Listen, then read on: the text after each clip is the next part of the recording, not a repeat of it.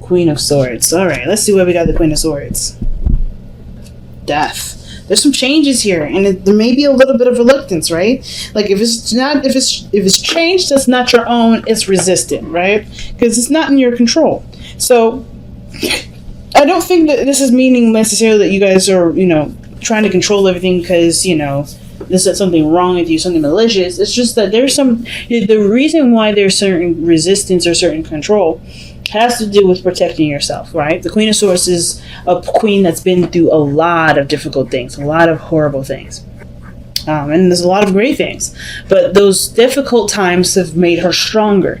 And I feel like that's what you guys have noticed about yourselves. You guys have definitely gotten stronger with the difficult times that you guys have faced. But it is resisting some sort of transition, some sort of change. And it may be change that may not be within your control. Because you have the Eight of Cups here.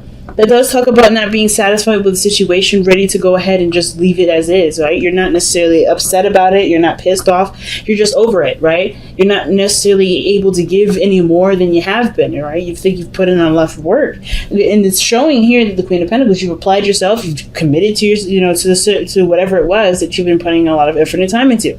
You've been putting a lot of work into it.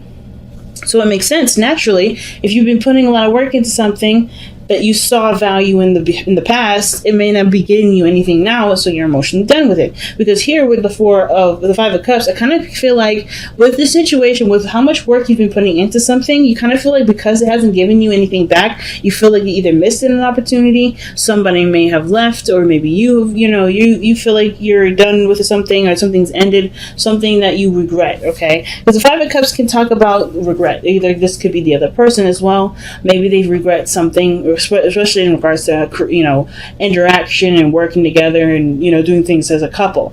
So yeah, I kind of get the sense that with the Five of Cups, there's a lot of looking at missed opportunities.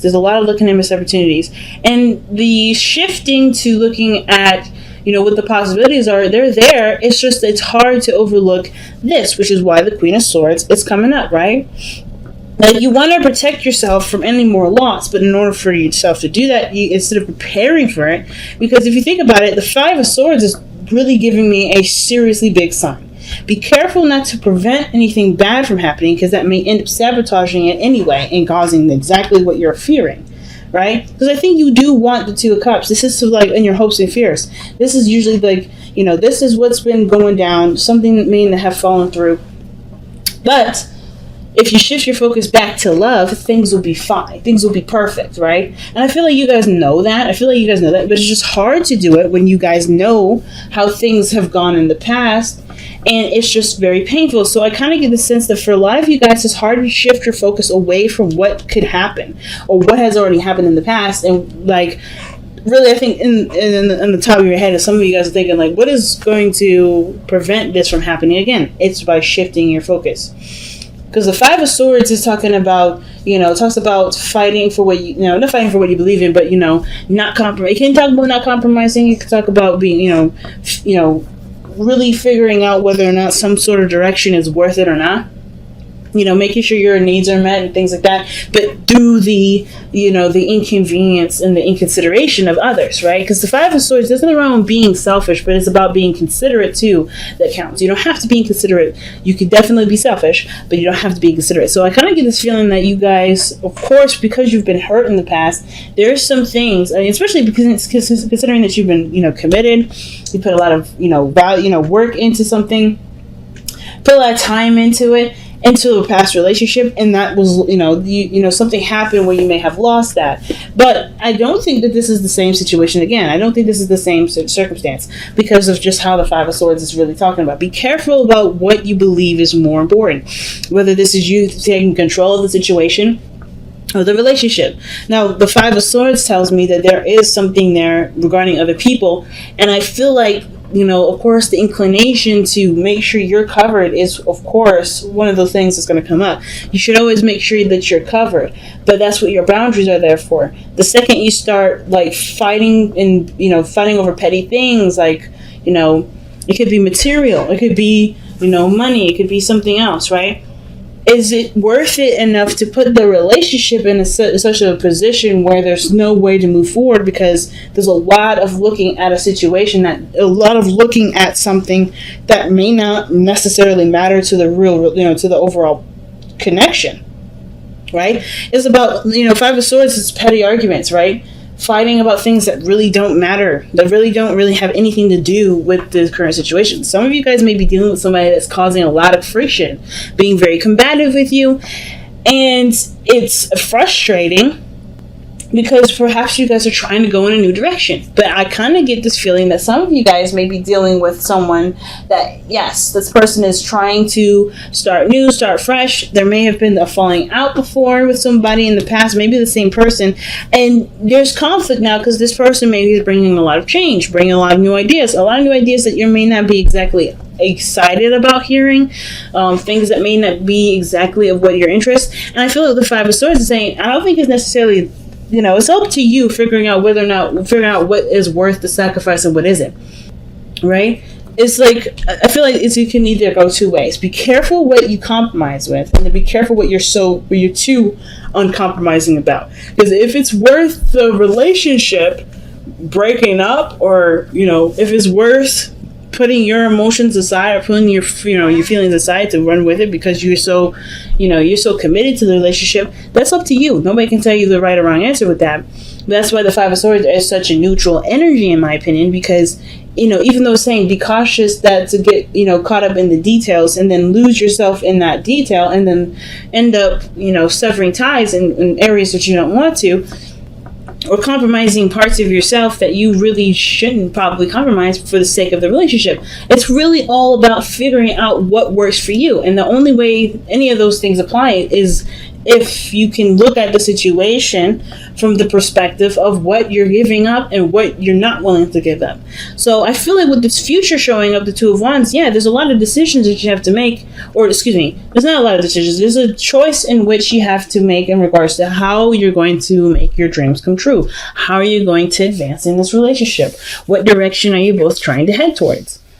Right, where do you guys get started? Because I do feel like there is the Two of Cups behind you, meaning that there's other opportunities, there's other things that you can work with despite what you've lost, right? Using this Three of Cups as a learning experience to be able to move forward, right? To be able to work with what you have. And I feel like you guys are trying to shift that focus.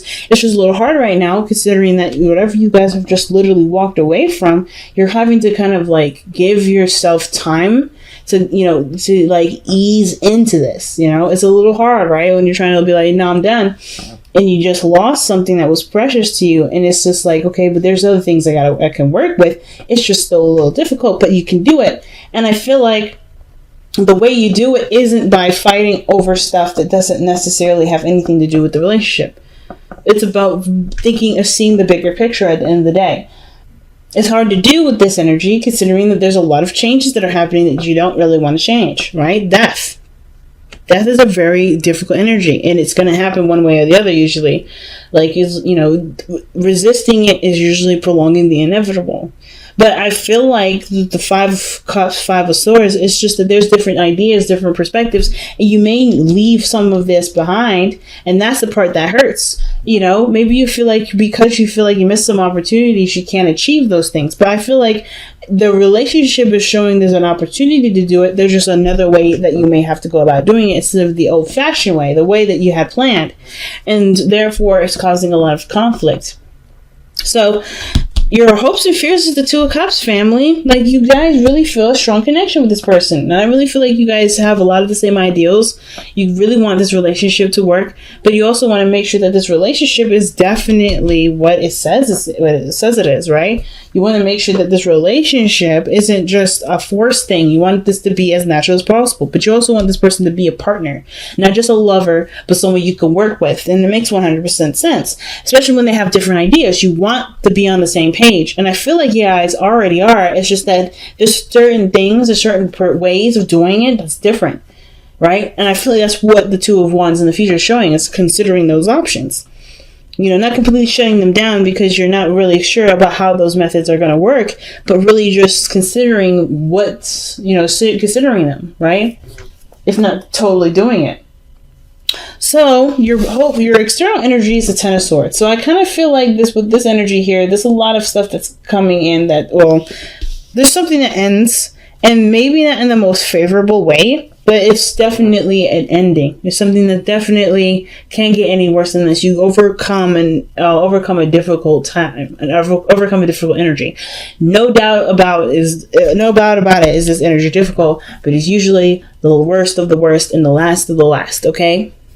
So let's see why the Ten of Swords is coming up in the outcome. What is the Ten of Swords showing us in the outcome? Why is the Ten of Swords coming up in the outcome?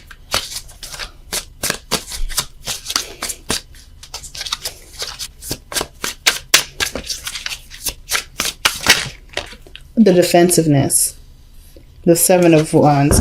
So whatever you're protecting is done. Like whatever you're protecting, whatever you're defensive about, that comes to an end. Whatever the other person's defensive about comes to an end in the outcome. And it's because I feel like whatever they were resistant towards before has been eliminated. Therefore, there can be room for consideration of someone else's ideas and perhaps considering a new approach to something. It's pretty doggone big, family. It's pretty big. Because if this is about moving house, if this is about, finalizing of the relationship, there is other things, other people's opinions do come into play, right? Because you're dealing with another person. But it doesn't mean you guys don't want the same thing. It doesn't mean that you guys don't have the desire to do some things together. It's just that how you guys go about doing it may be a little difficult. Oh, okay. You got some difficult ones from the Power of Surrenders. Okay. So you guys have surrender your fear of change. Okay. Oh, wow. It's like having a hard time now focusing. But anyway, surrender your fear of change. So it says, the universe is reminding you that you are cared for always. Whether you're afraid of a change in your job, your health, or a relationship, or if you're afraid of aging or death, repeat the affirmation. I have faith that all is well. I have faith that all is well. And then you guys have surrender your ego. Okay, so it's not going to focus at all. But it says, surrender your ego. Cultivate gratitude, be of service to others, and come from your heart. A big ego can work against you, but humility will further your goals. All right, fam, that's a big message, and usually a pretty hard pill to swallow. And I don't think it's that you guys are being egotistical or chauvinistic. I really feel like you guys are trying to protect yourselves. It's the reason why you guys are afraid of the change is because it's out of necessarily your control.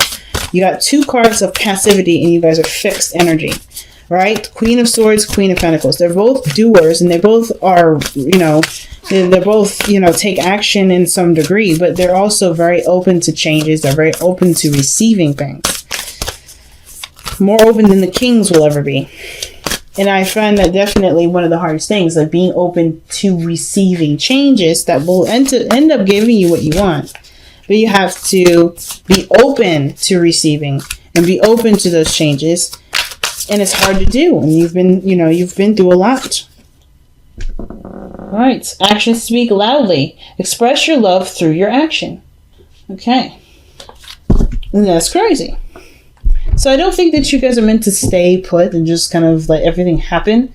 But I do feel like paying attention to other people's actions is the best way to gauge whether or not someone's trying to control your life or trying to build a life with you. Because there's always two different things, right? I don't think you shouldn't stop communicating what you want, but I do believe that if there are things that you want done and the other person may have a different way about doing it, I feel like letting them do it is the best way.